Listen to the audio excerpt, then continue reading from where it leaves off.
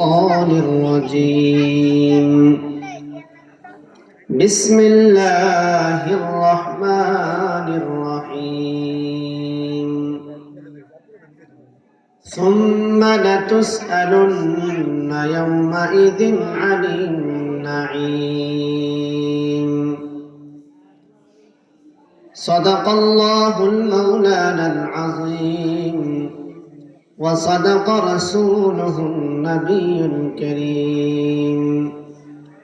وقال تعالى: إن الله وملائكته يصلون على النبي يا أيها الذين آمنوا صلوا عليه وسلموا تسليما.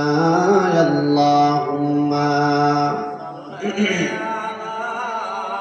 سيدنا مولانا محمد وعلى آله سيدنا مولانا محمد وعلى آله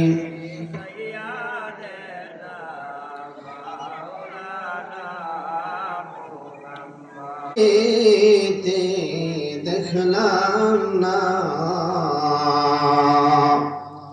শয়নে স্বপনে ভাবি মোর এই মন্তর মানে না। আল্লাহুম্মা জোরে মাওলানা মুহাম্মদ ওয়ালা আলি সাইয়্যিদিনা মাওলানা মুহাম্মদ। লা ইলাহা ইল্লাল্লাহ লা ইলাহা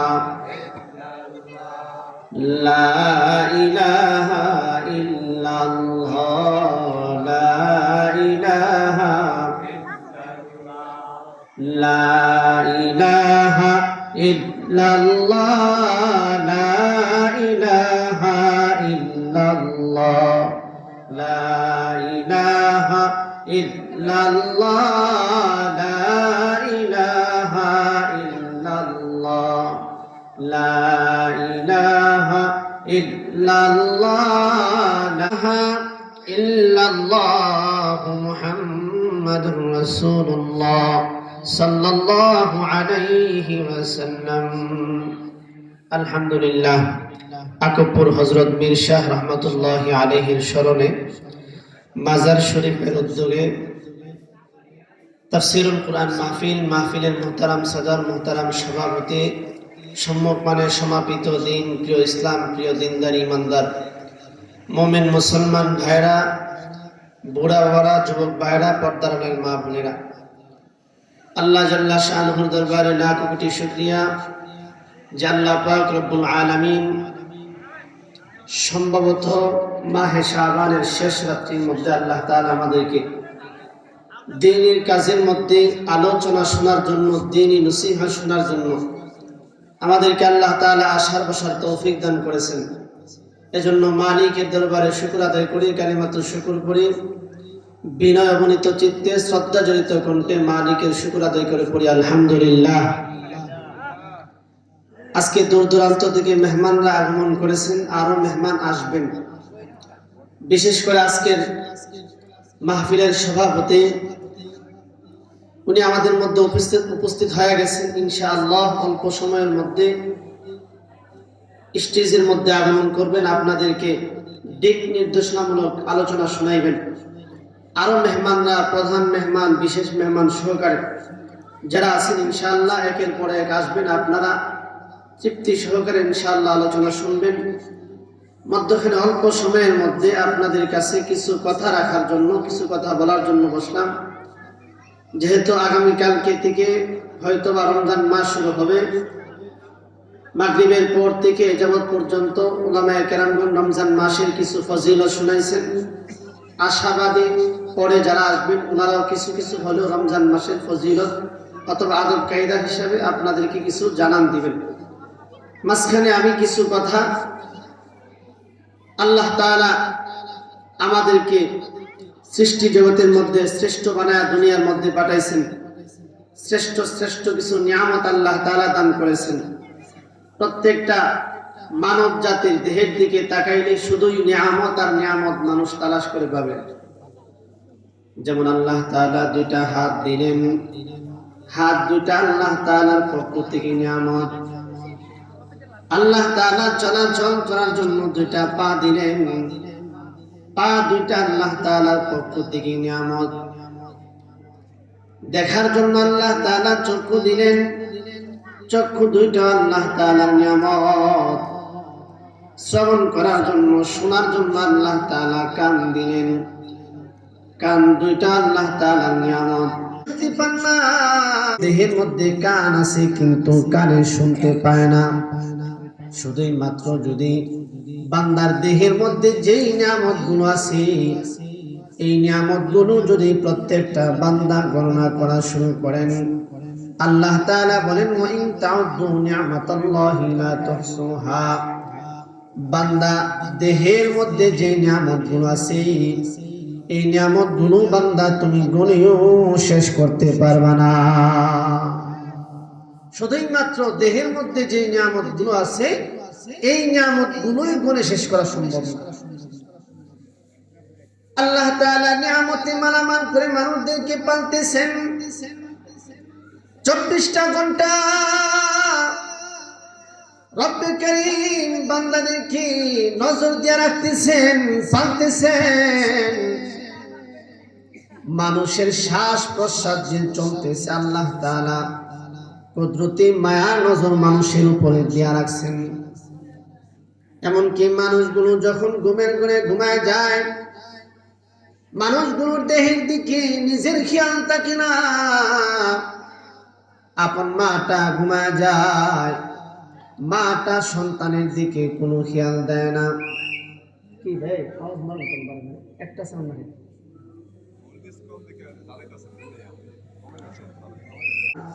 আপন বাবাটা সন্তানের দিকে খেয়াল দেয় না। এই সময় প্রত্যেকটা মানুষের গানের ছিদ্রি খোলা থাকে, নাকের ছিদ্রি খোলা থাকে। ইচ্ছা করলে পোকামাকড় বান্দার নাক কান দিয়া ঢুকতে পারত। আল্লাহ তাআলা তখন পর্যন্ত রহমতের ফেরেশতা দাঁড় করায় রাখেন আর বলেন আমার বান্দা বান্দিরা আরামের ঘুম ঘুমাইতেছে।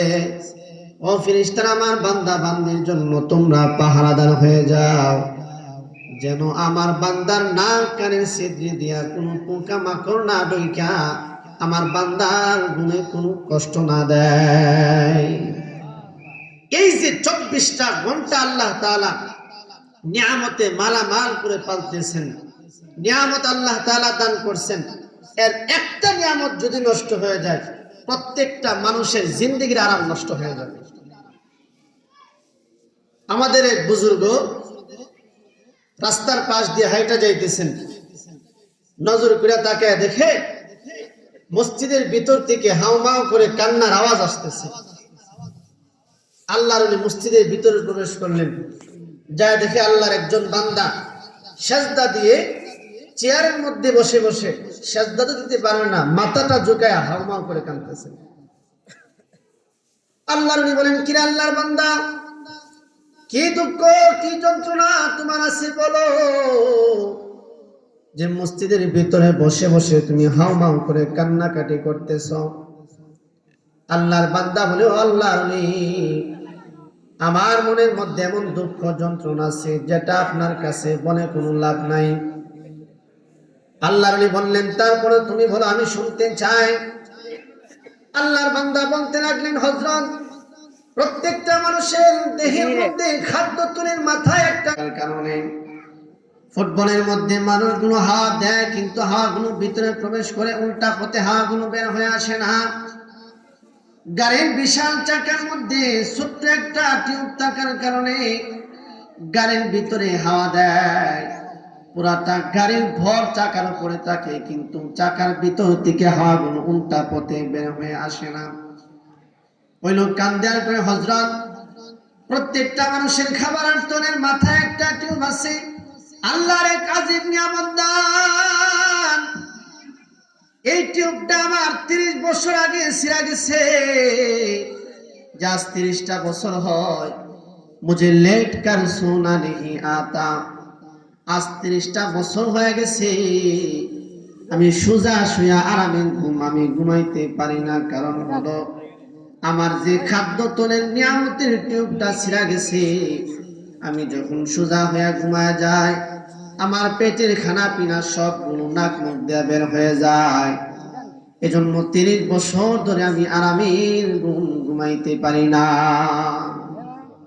ওই লোক কান্দার বলে হযরত তার চাইতে বড় দুঃখের কথা হলো এর মধ্যে আমার মাথাটাকে ঝুঁকায় দেয়, আমার পেটের খানা পিনা সবগুলো নাক মুখ দিয়ে বের হয়ে যায়।